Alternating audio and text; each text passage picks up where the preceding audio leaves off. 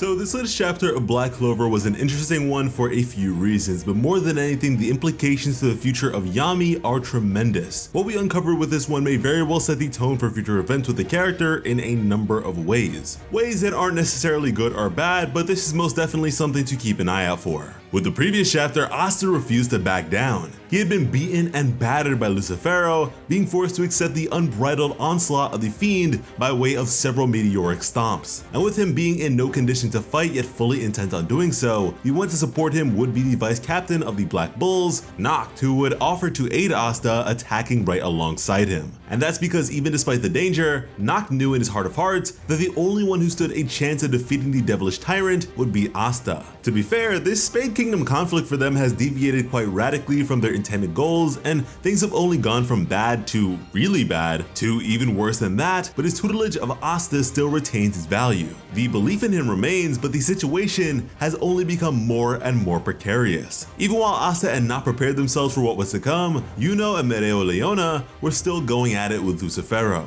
Their evasion on account of Yuno's star magic was on another level, but even still, despite delivering so many blows onto the monster, they could not cause any meaningful damage. They were more like nuisances than anything else, yet if Lucifero were to return the favor with even just a single direct hit, it would run the risk of being fatal. And so that just goes to show how ruined Asta is right now. But obviously, these two could not afford to back down in the slightest, and for Lucifero, this was ridiculous. Creatures beneath him having the gall to engage at all is a sort of culture shock for the devil, but to even have a semblance of difficulty in dismissing them is a whole new brand of frustration, especially when such intervention serves to bar him from doing as he pleases. A king does and takes what he wants. Right now, Lucifero desires to take Asta's life, but he can't, and he really cannot process that very well, to the point where he would turn to his subject and command them to figure things out for him, to deal with these two humans. But Adramelech, whose name we then received and decided to conveniently nickname Addy, refused, stating that it was a whole lot more fun to simply watch Lucifero fight. And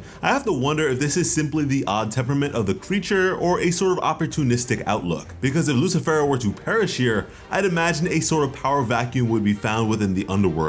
Even if the humans can't manage to defeat Lucifero, if they come close enough, why not take advantage of the situation and close the deal for yourself? Beyond that, he also has a sort of look and feel to him that motivates me to consider the possibility of him joining our cast as an ally in the future, but only time will tell. Mereo Leona would continue her pursuits of attacking, but would find some unforeseen difficulties, as despite clearly being on the cusp of something even more astonishing, her body ultimately failed her, as according to Addy, she seemed to have gotten too close to mana, exceeding her human limitations. Which sucks for now, but over here we are Mereo Leona stands and certainly expect her to go beyond this in some way or another, as all of this seems to imply a new level of power to come beyond this arc, which I am really excited for, and is something I expect to apply to several other characters as well. Either way, this would endanger her in the moment before Yuno managed to relocate her, only to then be knocked away by Lucifero himself. Lucifero would then try looking for Asta, but would be unable to find him. After all, Asta does not possess any magic, so it's not like he could be easily detected. However, in his stead, there would be Nacht in a brand new Devil Union mode, the first of its kind in fact, a combination between the powers of his Canis and Eku's forms as he began to crucify Lucifero, all for the sake of providing Asta with an opportunity to strike, expressing that he was even willing to exchange his very life. However, Lucifero would waive this threat with ease and proceed to target Asta, who had made his presence known. Now at that, Nacht is a character I really like with a ton of incredible abilities, but I will admit that his fights do make him seem pretty underwhelming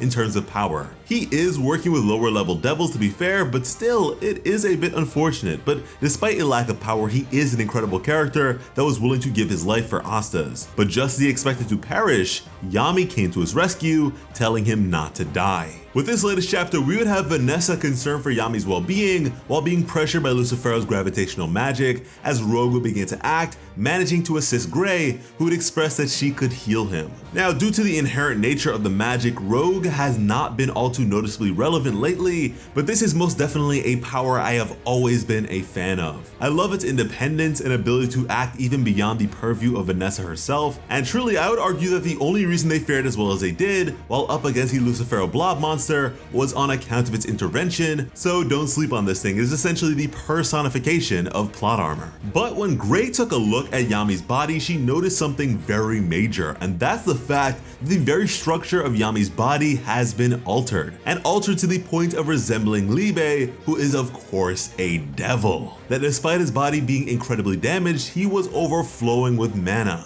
Yami has always been powerful, but it seems like this experience has shaped him up to be even more so. Asta may have surpassed his previous point, but where we go from here with Yami will be very exciting, especially in tandem with his dark magic. Once recovered, Yami would use his Black Moon spell to negate the impact of Lucifero's magic. From there, these three would be joined by the likes of Langris, Patoli, and William. For as much as Patoli wanted to assist, he no longer had a grimoire, so he'd really be of no use to them in this fight. However, William would express that with Yami's magic, they would still have a fighting chance, as he would then extend to him a new sword, one forged by way of his World Tree magic. This was the Blade of Mistelten, what is named after a legendary sword of Icelandic lore. The very sword used to fell the mighty Baldur, son of Odin and brother to Thor. William had placed all the magic he had left in it, entrusting Yami with its power. Now Yami would admit that he still hadn't forgiven William for all the elf-related issues that he had caused,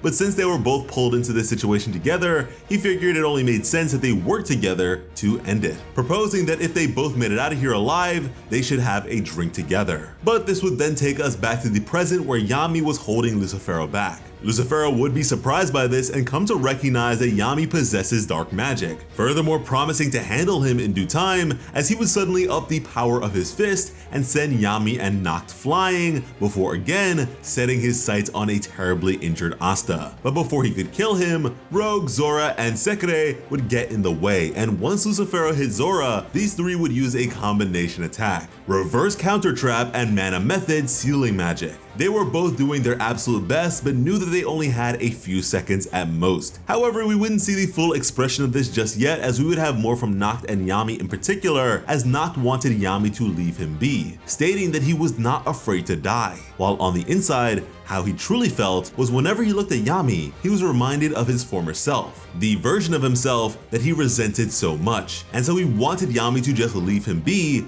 and so he'd express that Yami did not need to save him. At his core, Nacht felt guilty. He was the one who took Morgan from Yami, the two of them having been so close, a dynamic duo of light and dark magic that could have gone so far, and so he refused to have Yami die for his sake, and even more than that, he considered Yami to be his precious friend, and truly, growing up, Yami was his only friend, the only person he could relate to and be himself with. But to all this, Yami would really think Nacht was a complete idiot. So much so that he would give him a command as his captain, since he was so dumb that he could not be trusted with the direction of his own life. Yami would tell him that he's not only going to continue living, but he's also going to save people the way his brother Morgan did. And on top of all that, a man does not need a reason to risk himself for a friend, which would widen Nacht's eyes as he would remember his beloved brother, who believed that he and Yami were very much alike, and not just on account of their similar magic, stating that despite being his twin,